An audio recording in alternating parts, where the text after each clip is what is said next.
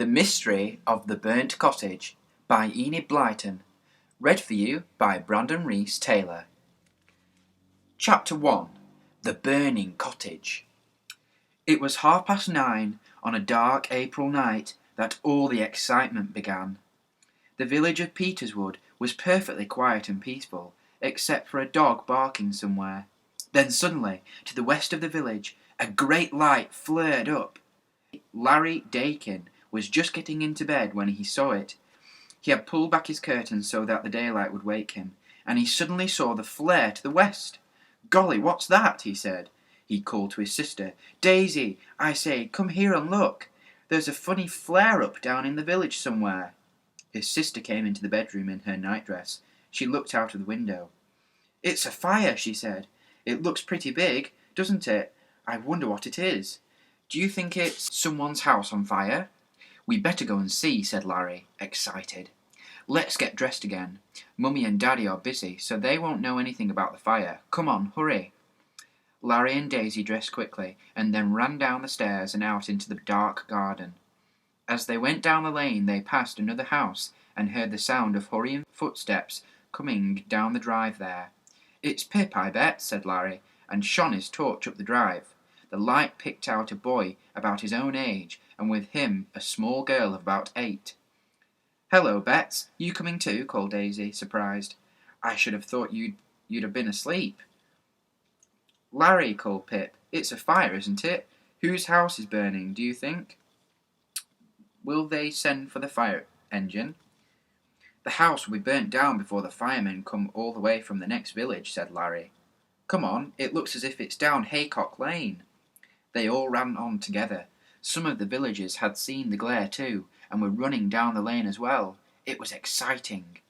"It's Mr. Hick's house," said a man. "Sure as anything it's his house." They all poured down to the end of the lane. The glare became higher and brighter. "It's not the house," cried Larry. "It's the cottage he works in the garden, his workroom. Golly, there won't be much left of it." There certainly wouldn't. The place was old, half-timbered and thatched, and the dry straw of the roof was blazing strongly. Mr. Goon, the village policeman, was there, directing men to throw water on the flames. He saw the children and shouted at them. "Clear off, you! Clear off!" "That's why he always says to children," said Bets. "I've never heard him say anything else." It was not the least use throwing pails of water on the flames. The policeman yelled for the chauffeur. "Where's Mr. Thomas? Tell him to get out the hosepipe he uses to clean the car." "Mr. Thomas has gone to fetch the master," shouted a woman's voice. "He's gone to the station to meet the London train." It was Mrs. Minns, the cook, speaking. She was a comfortable-looking person who was in a very scared state now. She filled pails of water from a tap, her hands trembling. "It's no use," said one of the villagers. "Can't stop this fire now. It's got too big a hold." "Someone's phoned for the fire engine," said another man, "but by the time it gets here the whole place will be gone." "Well, there's no fear of the house catching," said the policeman. "Wind's in the opposite direction, luckily. My word, what a shock for Mr. Hick when he comes home." The 4 children watched everything with excitement. "It's a shame to see such a nice little cottage go up in flames," said Larry. "I wish they'd let us do something, throw water, for instance." A boy about the same age as Larry ran up with a pail of water and threw it towards the flames, but his aim was bad, and some of it went over Larry. He shouted at the boy, "Hey, you! Some of that went over me! Look what you're doing, for goodness sake!" "Sorry, old boy," said the boy, in a funny, drawling sort of voice. The flames shot up and lit the whole garden well. Larry saw that the boy was plump, well-dressed, and rather pleased with himself. "He's the boy who has come to live with his father and mother in the hotel opposite," said Pip in a low voice to Larry. "He's awful, thinks he knows everything, and has so much pocket money he doesn't know what to do with it." The policeman saw the boy carrying the pail. "Here, you," he yelled. "Clear off! We don't want any children getting in the way." "I am not a child," said the boy indignantly. "Can't you see I'm helping?" "You clear off," said Mr. Goon. A dog suddenly appeared and barked round the policeman's ankles in a most annoying way. Mr. Goon was angry. He kicked out at the dog. "This your dog?" he called to the boy. "Call him off."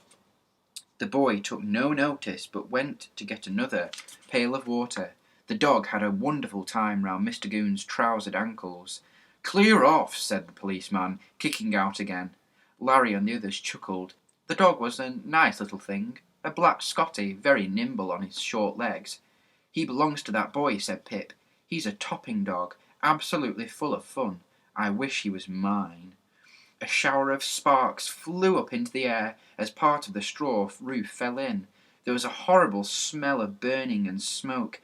The children moved back a little. There came the sound of a car down the lane. A shout went up. "Here's Mr. Hick." The car drew up in the drive by the house. A man got out and ran down the garden to where the burning cottage stood. "Mr. Hick, sir, sorry to say your workshop is almost destroyed," said the policeman. "Did our best to save it, sir, but the fire got too big a hold. Any idea what caused the fire, sir?"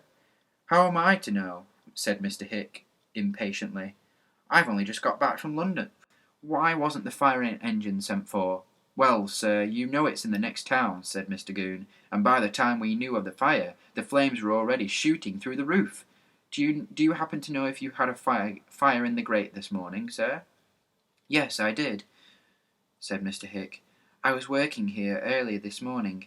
I had kept the fire in all night. I was burning wood, and I dare say that after I left a spark flew out and set light to something. It may have smouldered all afternoon without anyone knowing. Where's Mrs. Mims, my cook?" "Here, sir," said poor trembling Mrs. Mims. "Oh, sir, this is a terrible thing, sir. You never liked me to go into your work cottage, sir, so I didn't go in, or I might have seen that a fire was starting." "The door was locked," said the policeman. "I tried it myself before the flames got round to it. Well, there goes the last of your cottage, sir." There was a crash as the half-timbered walls fell in. The flames rose high and everyone stepped back, for the heat was terrific. Then Mr. Hicks suddenly seemed to go mad. He caught hold of the policeman's arm and shook it hard. "My papers," he said in a shaking voice. "My precious old documents. They were in there. Get them out, get them out." "Now, sir, be reasonable," said Mr. Goon, looking at the furnace not far from him. "No one can save anything at all. They couldn't from the beginning." "My papers!" yelled Mr. Hick, and made a dart towards the burning workroom, as if he meant to search in the flames. 2 or 3 people pulled him back. Now, sir, don't do anything silly," said the policeman anxiously. "Were they very valuable papers, sir?" "Can't be replaced," moaned Mr. Hick. "They are worth thousands of pounds to me." "Hope they're insured, sir," said a man nearby. Mr. Hick turned to him wildly. Yes, they're insured, but money won't repay me for losing them." Bets did not know what being insured was. Larry told her quickly. "If you have anything valuable that you are afraid might be stolen or burnt, you pay a small sum of money to an insurance company each year, and then if it does happen to be destroyed, the company will pay you the whole cost of your valuable belongings." "I see," said Bets. She stared at Mr. Hick. He still seemed very upset indeed. She thought he was a funny-looking man. He was tall and stooping, and had a tuft of hair that stuck out in front. He had a long nose, and eyes hidden behind big spectacles. Bets didn't much like him. "Clear all these people away," said Mr. Hick, looking at the villagers and the children. "I don't want my garden trampled down all night long. There's nothing anyone can do now." "Right, sir," said Mr. Goon, pleased at being able to clear off as so many people at once. He began to walk towards the watching people. "Clear off," he said. "Nothing to be done now. Clear off, you children. Clear off, everyone." The flames of the cottage were burning low now. The fire would burn itself out, and that would be the end. The children suddenly felt sleepy after their excitement, and their eyes smarted with the smoke. "Pooh, my clothes do smell of smoke," said Larry, disgusted. "Come on, let's get back home. I wonder if Mummy and Daddy are looking for us." Larry and Daisy walked up the lane with Pip and Bets. Behind them, whistling, walked the boy with the dog. He caught them up. "That was a real thrill, wasn't it?" he said. "Good thing no one was hurt. I say, what about meeting tomorrow, having a game or something? I'll be in the hotel opposite Mr. Hick's garden. My mother and father will be out playing golf." "Well," said Larry, who didn't particularly like the look of the boy, "well, if we are anywhere about, we'll pick you up." "Right," said the boy. "Come on, Buster. Home, boy." The little Scotty, who had been circling round the children's legs, ran to the boy. They disappeared into the darkness. "Conceited creature," said Daisy, speaking of the boy. "Why should he think we want to know him? I say, let's all meet in your drive tomorrow, Pip, and go down to see what's left of the cottage, shall we?" "Right," said Pip, turning in at his drive with Bets. "Come on, Bets. I believe you are nearly asleep." Larry and Daisy went on up the lane to their own home. They yawned. "Poor Mr. Hick," said Daisy. "Wasn't he upset about his precious old papers?"